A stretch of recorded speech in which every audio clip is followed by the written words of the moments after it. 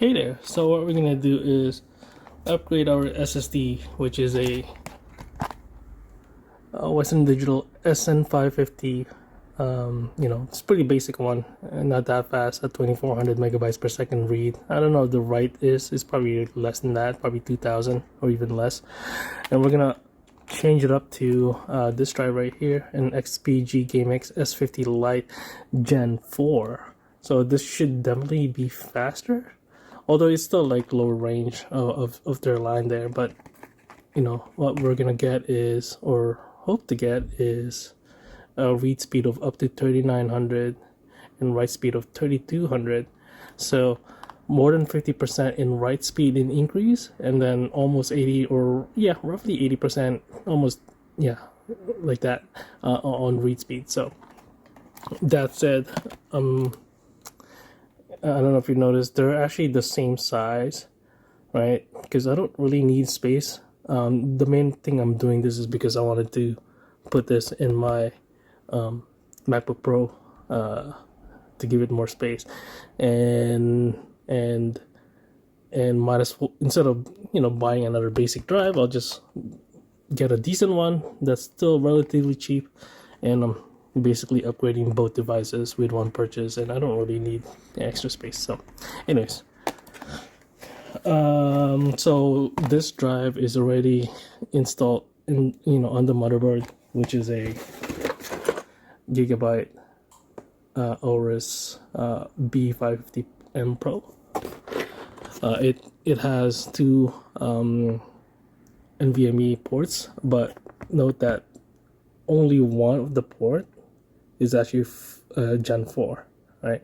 So make sure that you're putting the new drive in the new port, in the port that supports Gen 4, and also make sure that your hard motherboard and CPU supports Gen 4. Now, onto the PC itself. So what we're gonna do is use this app called NVMe Backupper. Actually, before we do anything on the computer or start the cloning process, we just need to make sure that we're not writing to the drive that we're going to be copying, and also clean any apps that might be writing data, like doing upgrades and stuff like that, just so that we avoid any kind of conflicts or corruption. Right, so from the home, we need to on the side go to clone. Oh yeah, by the way, this app is free. Obviously you can buy like a paid version of it, but to be able to use the clone, you don't have to. But yeah, it'll be good if you want to support the developer. That's great. Anyways, go to this clone. Obviously we want to pick the drive that has our C drive, and then go next, and then we pick the new drive that is unallocated, and then go next, and then we confirm to make sure that we are writing to the right file, more importantly, and not like to an existing drive that's has some data in it. Start clone. Yeah, so I don't know how long it's gonna take, but it opened a window. Okay, already for it should be pretty fast because we are dealing with SSDs. All right, so we're done cloning now. That took longer than expected. It was about 25 minutes. 1 terabyte at about 2 gigs per second, based on read speed and write speed. That should only be like 10 minutes, but I guess verification and error checking and all that added some. Anyways, the next thing we need to do is take a look at our new drive and resize it, and to do that we need this NVMe partition assistant. So in my case, I'm they're both 1 TB, so I don't technically need to do it. But oddly enough, as you can see here, this is our old drive, drive C, named 10 for Windows 10, and it made this copy here, H, Windows 10. The drive itself is actually bigger, even though they're both 1 TB. So we do need to resize it. And as you can see to the far right here, we have some unallocated space. So what we can do then is right click on H, click resize, and drag it all to the right, and then hit OK, and then we just apply. Again, this app is also free.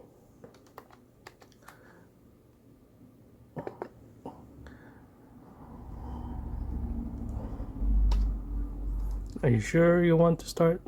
Yes. So it should be really quick. There, it's done. It's now. You can see that. Yeah.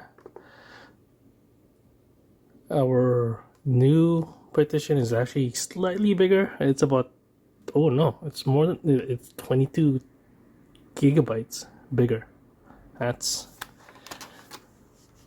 actually not insignificant. So now what we're technically done, and all we need to do now is pull out the drive, well, shut it down, pull out the drive, and yeah, reboot.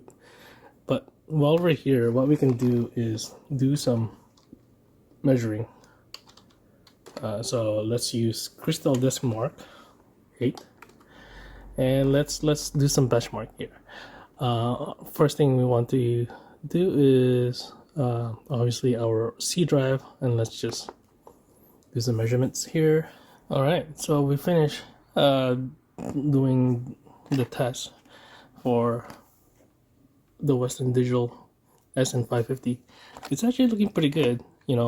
It's 2400 as per the specification, and 1900 for the write speed. It's not bad considering how cheap and basic the drive is. So let's now then choose our new drive, which is H, S, and run it again. All right, so the second test is done, and we got some interesting results here. Right, so first of all, the read speed much faster than the Western Digital 3400, but not as good as 3900, but still pretty good. Now the write speed, if you compare it from the previous test of the old drive, pull it to the side here, bam, we were getting 1900, now 400. So what's happening here? All right, so I reran the test with different settings, and let's look at those settings. So we have a test count of 1 instead of 2. No wonder it was taking longer. And we bumped the size up to 1. I think this was default. I don't know what made it change to 256. Anyways, that's what it is now. And for the settings, not much here. We made sure it's NVMe SSD. But the profile will change it to real world performance. So this should definitely be more realistic, I guess. And this is for the new drive, and I already, and let me pull up the old drive output or results here. So yeah, if we look at the old drive, it was initially 2400 with the previous settings. Now it's down to 1800. Right, so it's a little bit lower. The write speed it just plummeted from 1900 to 200. And for the new drive, it went down from 3400 to 3100. Nowhere near the theoretical speed of 3900, but I'll never see that. But it's still pretty good. It's definitely a bump up from the old drive. I'd say about 60%. And the write speed, it's similar to before. It's at 439 with this profile, right? So this is gonna be what, we're gonna probably be seeing day to day.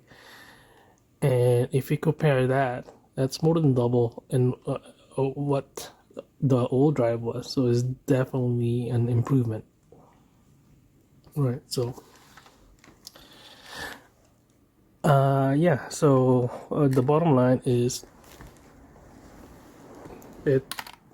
this new drive, the Gen 4, is definitely an improvement than the Western Digital Blue SN550. By the way, this is the XPG GameX S50 Lite. That being said, these are still